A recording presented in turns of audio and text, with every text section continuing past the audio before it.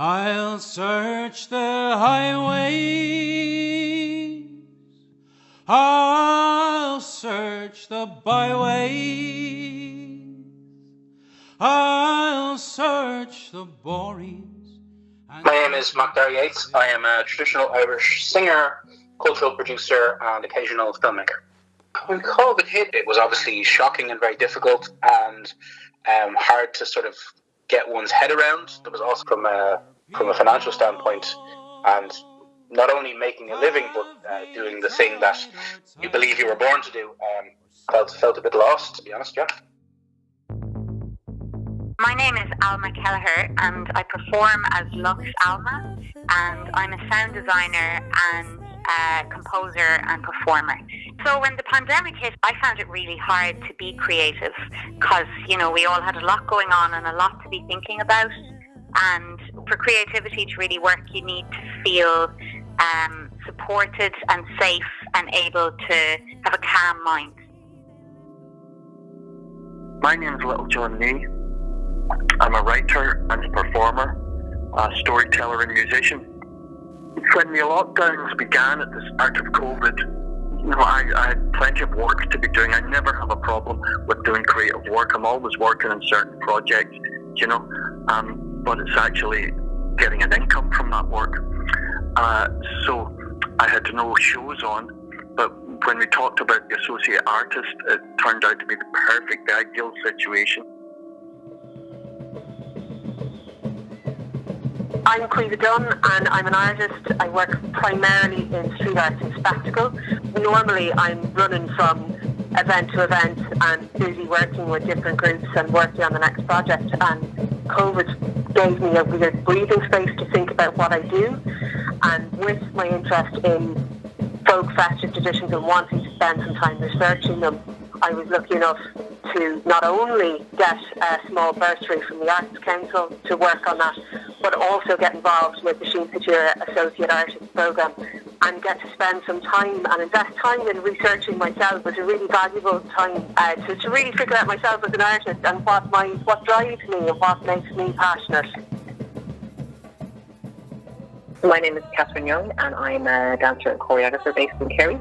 Now I've been involved with Siamsa as a dancer in residence there for many years now. And I guess in the last couple of years I have been getting more and more involved in, folk dances of other countries. But I was never trained in Irish dance myself. I never learnt Irish dancing.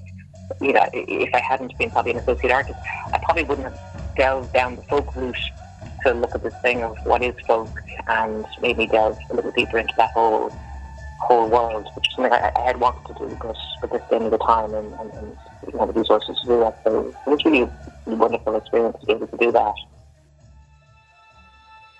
My name is Sheeran. I'm an artist from Galway. I got involved with the Associate Artist Scheme with Siamsa Tíre through my work with little John Nee.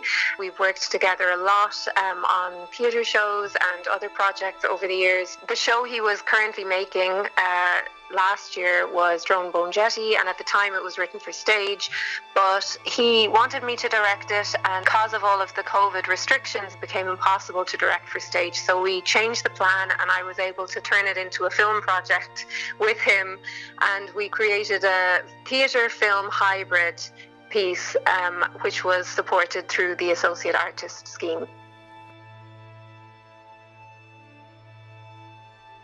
I partnered up with a filmmaker friend of mine named Bob Gallagher, and we were working on a piece called Hibernicon. The Hibernicon refers to a sort of mid-19th century travelling show that would have toured around the United States just after the famine, and its function was more or less to entertain landed famine immigrants from Ireland, and they were sort of variety shows of Irish music, Irish dance, sketch comedy, slapstick humour, that kind of thing. But what made them unique was that there was a large moving panorama at the back of the theatre that would sort of scroll Irish scenery as it went.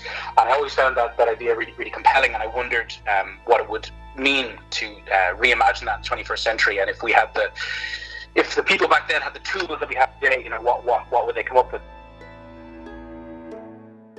being an associate artist, like for a certain period of time there is going to be income, but you're not fully restricted with all of the hours that you're doing. Like, you don't have to have like a really, really final strict rules about like how much time you're spending on one thing or another. You can just have that creative freedom to really allow your ideas to come forward, and to have the freedom to express what those ideas are.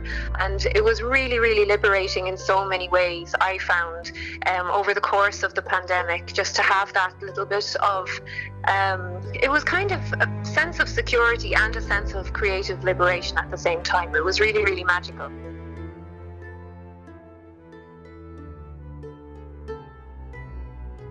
I think as artists, one of our jobs is to remain hopeful. And so with whatever resources we have, to continue and to just keep trying to make work in as best we can, so that when we're all back in a few years' time, up and running and feeling great, that we have new art and new ways to think and new things to draw on. I think we've all realised that going to the theatre, it isn't just about seeing the piece of work.